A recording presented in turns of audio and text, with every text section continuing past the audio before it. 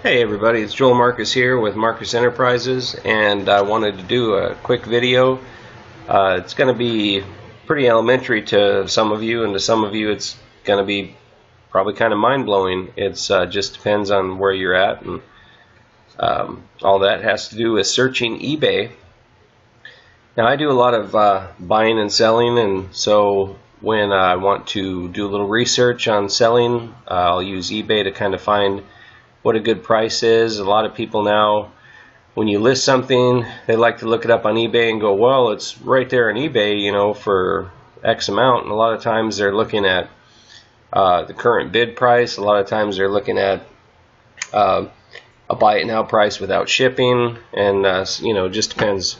Sometimes they're not looking at the right thing. So I'll show you a few tips and tricks here on how to use eBay to reference price and to search for items you might want to buy. So for starters here, I put in an iPhone 6s, and usually I like to go to price plus shipping lowest first, so I can, you know, start there when I'm going to bid on something. Sometimes I make the search parameters to show results by the one that's going to end soonest, because then I can kind of snag something out from underneath somebody. You know, that's the whole pleasure of using eBay, is the bidding and the kind of winning the bid and all that. So, but sometimes, I would say more often than not, I use the buy it now feature and just sort by price plus shipping lowest first, because I like to know that I've got it and I don't like to have to wait 3 days for end of auction and things like that. So anyway, back to task here. iPhone 6s. And say we're looking for an iPhone 6s, and I want to buy one. So I'm going to come down here. The first one is 99 cents, one bid, free shipping, 4 days, 23 hours left. That thing's going to go up to hundreds of dollars probably, but that's irrelevant. At this point, what I want to show you is here what we do, because I did price plus shipping lowest first, is we're going to get a lot of cases and accessories, and I don't want to look at those. But eBay actually isn't as easy as you might think with little click boxes to kind of just, you know, sort all that stuff out every time. With the iPhones, it can be a little bit easier. You can do conditions new or refurbished or things like that, and kind of get the results lowered down a little bit. You could pick a network, and that might help get some of the cases out of the listing and things like that. But another neat little trick that a lot of people don't know is you can actually go up here into the search bar where I've typed iPhone 6s, and you can hit minus case. And now when I search for it, any listing that says case should be gone. In this case here, we have one that says shell instead of case. So we're probably going to get a bunch of those, so I can come back up here and I can hit minus shell. Enter. And now the case and shell are gone, but we've got the cables.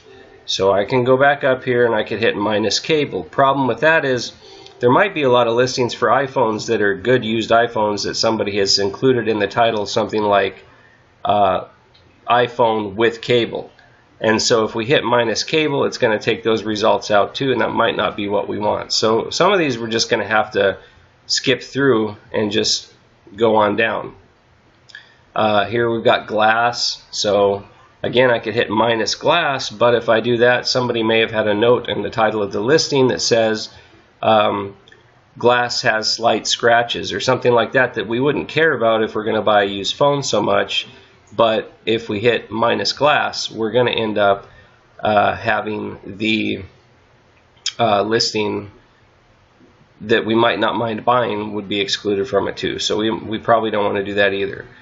In this case then, what I can do is also come up here, and what I'll typically do is I'll go, okay, there's no way on the face of the earth here that somebody is going to sell a working iPhone that I'd actually be interested in buying for less than $100. So I could do 100, and then the other thing I can say is most people, unless they're out of their mind, are not going to sell a case for more than 100. So that's going to get rid of a lot of accessories and narrow our search result again. So we'll go ahead and hit go on that. And now we've got, we should be getting closer to some results on actual phones here. Well, we've got services, and we've got, that's ridiculous, a car mount dash for $100. I wish I had a ton of those to sell if they're selling, but I doubt it for $100. Anyway, so we can go on down here and keep scrolling and go, okay, now we're getting into just digitizers only and things of that nature. And realistically, iPhone 6s, maybe I want to say, okay, realistically, there's no way I'm going to find a decent one for less than $150. Let's see what we get there. We still have services, and we've got cables where you can order tons of cables and SIM cards, and oh, finally, we've got a phone. $150, buy it now, free shipping. And we've got another one. And it's $150, buy it now, free shipping. I have a hard time believing that these are actually perfect, in good shape phones. Sometimes people try to sell just the box, and that's kind of irritating too, but it's always a good idea to read the listings. Made by GooPhone. So, and it's an Android, so this is not really an iPhone. What we've got here anyway is a knockoff phone. It says you're buying an Android phone that looks like and works like an iPhone. You are not getting an Apple iPhone, but for $150, this phone is more than worth it. So it's a knockoff. But anyway, it's I'm not here to critique the other people's listings, just to show you how to do some searches. So I won't rant on that. Let's say iPhone 6s, and we're going to go for, let's say, AT&T network.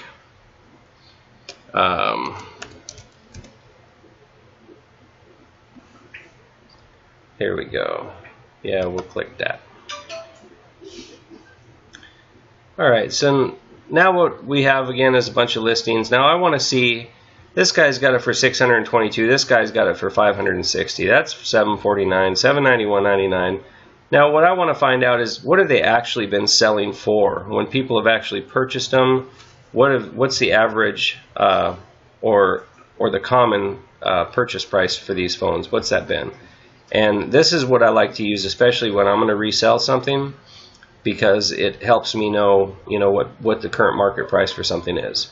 So what we're going to do here is we're going to go down to show only, and we're going to go for completed, and we're going to go back down, and we're going to go to sold. So we're going to check completed and sold listings. And what this is going to do is, you can't even buy these ones anymore, but what it's showing you is what it actually went for. And if it's got a green price, then that means it actually sold at that price point. So you know that the current market for the item you're looking for is going to be on an average of the prices you see here, for depending on new or used items. So we had one that went for $485.99, one that went for $270, one that went for $443.50, one that went for $630, one that went for $780, $600, $650, $699.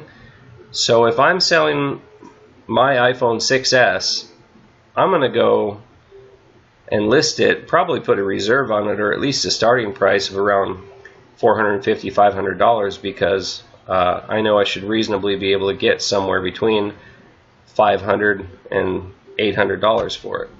So anyway, just a few little tips and tricks to show you how to search and use eBay to find deals and get current market price on items and things of that nature. So yeah, just remember, use the minus word that's bugging you and then hit enter, and you can get the search results narrowed down in that fashion. So I hope you enjoyed this little video. Hope it helped some of you, and please in the comments, if you have your own tips and tricks and things that you'd like to share with me or anybody that views the video, reads the comments, then please go ahead and post some comments at the bottom, and we'd love to have feedback. So thank you very much for watching the video, and we will talk again.